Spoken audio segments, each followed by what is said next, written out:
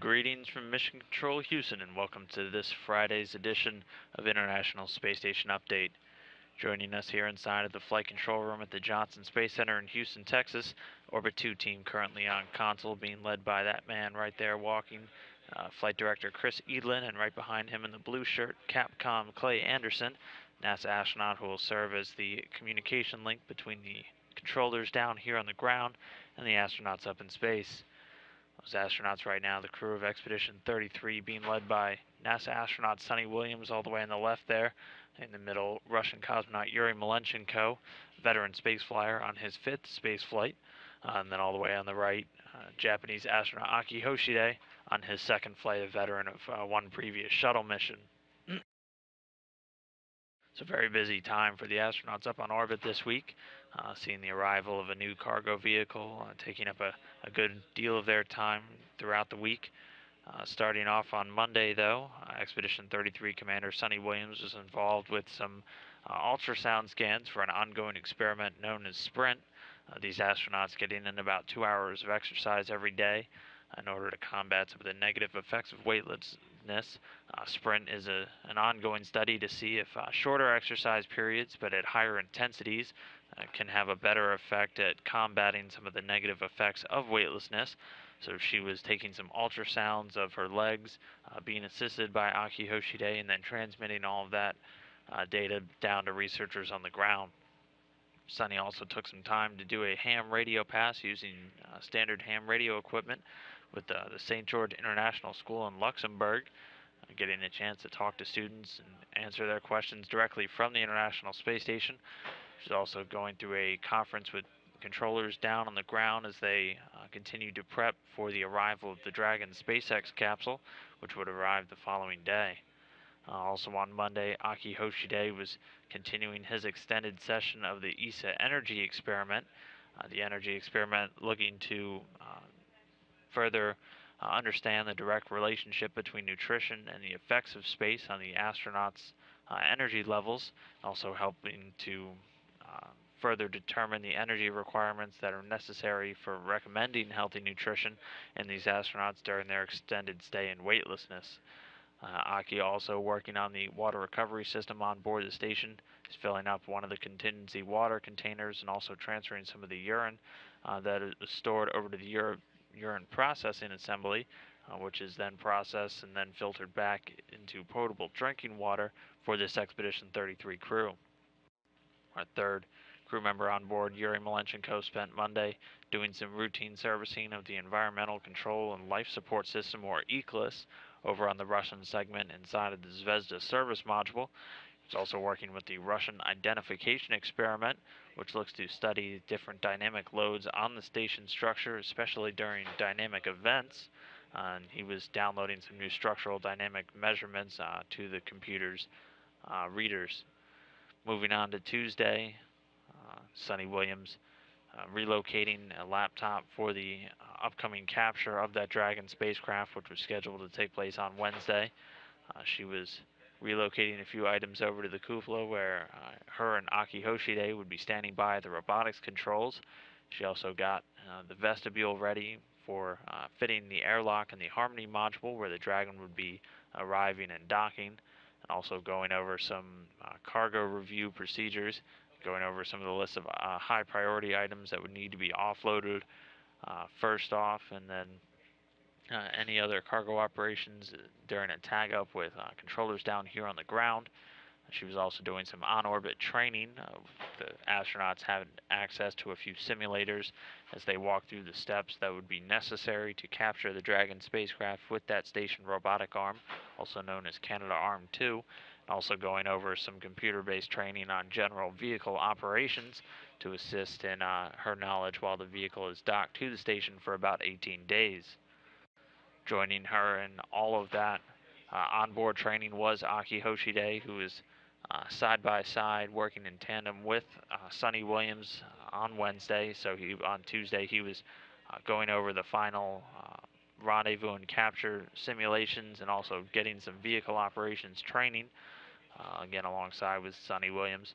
Aside from that, he was inside of the Japanese experiment module doing a pretty thorough analysis of the microbiological environment, He's using a device known as the SWAB ASD, or the Surface Water and Air Biocharacterization Air Sampling Device, just getting a readout of the general environment on a microscopic scale inside of that Japanese experiment module. Meanwhile, on Tuesday, Yuri Malenchenko, our Russian cosmonaut, immediately woke up and participated in the Sprut experiment, a Russian medical research project on the distribution and behavior of human body fluids in zero gravity. Since these astronauts are in that extended period of weightlessness for long periods of time, it doesn't have the same effect. No gravity pushing the majority of the body's fluids down towards the legs, so Sprut looks to track just how that affects the astronauts' performance once they're on orbit, and also how well they adapt to it. Regular gravity conditions following their arrival back down here on the surface. Aside from that, he was involved in the Russian Kolonovsky crystal experiment. He'd be working on this for about 3 days this week. A fairly complex physics experiment on board the station looking to study the dynamic and structural characteristics of crystal systems known as Coulomb crystals that are formed when ions are stored inside of an electromagnetic trap. Moving on to Wednesday, a very big day for the astronauts on board the station, seeing the arrival of the Dragon spacecraft. Sunny Williams started her day out moving the crew command panel into their position inside of the cupola that would be used for the crew, her and Aki, to interact with the Dragon capsule during its final approach as it moved through a series of different stop and hold points. She would be monitoring the Dragon throughout its final approach and then standing by to capture it with the space station robotic arm. This Dragon capsule, in the mission dubbed SpaceX CRS-1, or Commercial Resupply 1, is the first commercial resupply mission to the International Space Station. The capsule launched from the Cape Canaveral Air Force Station in Florida back on Sunday, about 7:35 p.m. Central Time. During its final fly up, you can see it here, parked just about 10 meters from its final home at the Harmony module on the Earth-facing side. Sunny Williams and Aki Hoshide manipulating that robotic arm to reach out and grapple with the SpaceX Dragon capsule. That was done successfully about 5:56 a.m. Central Time. Following that successful grapple, controllers down here in Mission Control maneuvered the Dragon spacecraft into its final docking attitude, and then once it was finally lined up, it was then the robotic arm was taken back over by Williams and Hoshide as they guided it in, berthing it with the Harmony module. That successful berthing coming at 8:03 a.m. Central Time. Following that berthing, the astronauts would go through and do a system of leak checks to make sure everything was latched in correctly and they had a good mate between the two spacecraft. Also going through and removing a number of the different components of the common berthing mechanism so they could get into the actual hatch opening. And again, Williams doing all of this on Wednesday. She was assisted throughout the day in handing off control of the robotic arm and some of the berthing operations with Aki Hoshide. But this Dragon spacecraft taking up pretty much their entire day on Wednesday. They were able to open up that hatch at about 12:40 p.m. Central Time, again on Wednesday. Moving on to Yuri Malenchenko, also on Wednesday, was working on a few more experiments on board the Russian segment. He spent a few hours working through the typologia experiment, which is an assessment of the mental state of these astronauts and also their prediction and correction quality. Basically just recording their ability to perform different tasks through a series of exercises, looking to track throughout their space flights any cognitive differences that they may experience. He's also back at working with that Kolonovsky crystal experiment for the second day in a row, and did a pre-pack of a Freon leak analyzer, which is scheduled to be returned down on the Dragon spacecraft, which will be bringing back down about 1,600 pounds of supplies once it departs the International Space Station a little bit later in November, or a little bit later this month. Moving on to Thursday, Sunny Williams working with the environmental health system on board the International Space Station, removing a buffer container from the total organic carbon analyzer, which is one of the items in that environmental health system that looks to track any potential contaminants in the astronauts' drinking water. She's also taking a few samples from the water processor assembly. Aside from that, she was unloading some cargo throughout the day from the SpaceX capsule, removing the double cold bag and also activating the newly arrived nanoracks experiment and transferring a few of the cold stowage items from the Dragon's glacier freezer over to one of the Merlin lockers on board the International Space Station. She also took some time out from her activities to speak with reporters from ABC News and CNN, giving them a look at life inside of the International Space Station. Meanwhile, Aki Hoshide spent much of his day on Thursday transferring cargo out from that newly arrived Dragon spacecraft. He was also swapping out one of the hard drives in the crystal liquids and crystallization experiment. But again, much of his day spent on Thursday inside of that Dragon capsule, removing some of the 800 some pounds of cargo that arrived on board the station, and then also prepping it for the installation of any items that'll be sent back down to the ground. Also on Thursday, Yuri Malenchenko continued his third day of that Kolonovsky crystal experiment, and also cleaned up a few ventilation screens and dust collectors over in the Russian segment, ensuring that the breathing atmosphere inside of the International Space Station is receiving the proper scrubbing of different potentially harmful particles. Just some of the routine maintenance that goes on part of these astronauts' day to ensure that their living environment in the orbiting laboratory is kept safe and healthy. All that brings us to today on Friday. Sonny Williams earlier in the morning doing an audit on one of the contingency water containers inside of the environmental health system on board the International Space Station.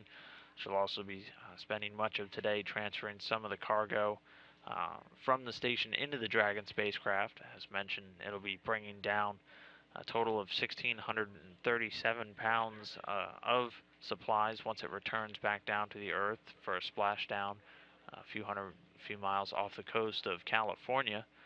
Among this 1,600 pounds of supplies, over 800 will be scientific research specific, returning down a number of samples from many biological experiments being conducted on board station that had been stored in freezers.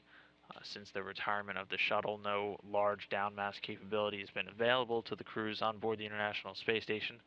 So this SpaceX capsule providing an invaluable link in the chain of continuing research and utilization of many of the biological, not only human, but also different plant and animal cell biology experiments going on board the International Space Station that require these samples to be returned down to researchers here on the ground. So Sonny transferring a bunch of cargo over into the Dragon spacecraft today. She also got a chance to speak with some reporters in her native Massachusetts from WBZ TV, again giving them a look inside of life on board the International Space Station and all the activities she's been up to during her increment as Expedition 33 commander. Meanwhile, Aki Hoshide back inside of the Japanese experiment module using a microbe air sampling device, collecting a few microbes. Again, continuing some of the activities that he started earlier this week, checking the environment inside of the module. This is a fairly routine practice for these astronauts as they continually track to see the environment of the entire station structure, even down to a microscopic level.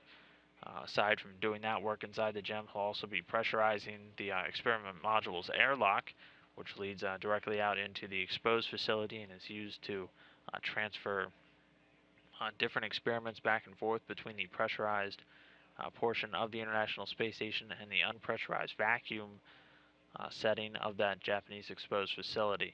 He'll also be doing some of his own ultrasounds, which Sonny Williams is doing a little bit earlier this week, all part of the Sprint research project on board the International Space Station. And our final crew member, Yuri Malenchenko, doing some routine replacements today, working on the Russian toilet system and also changing out a few dust filters throughout the air revitalization system over on the Russian segment. Also working today with the Matryoshka study. It's a radiation study named after the nested Russian dolls. He'll be removing a few of the dosimeters and downlinking any of the data retrieved from those to researchers down on the ground. Again, it's one of the radiation studies on board the International Space Station. It's a mannequin-sized object that has a number of readers spaced throughout it and looks to track any of the radiation levels during spaceflight that these astronauts are being exposed to. And aside from all the astronaut work, troubleshooting was occurring yesterday to reapply a few of the electrical loads on various components of the 3A power channel, and all that troubleshooting was completed. Engineers are going to monitor the power channel over the next 7 days to observe the performance of the system.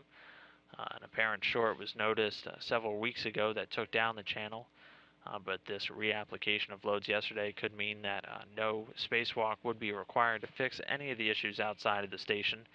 And then, as of right now, the batteries on that 3A power channel are charged but aren't delivering any power to the systems at the moment until this 7-day monitoring period is over.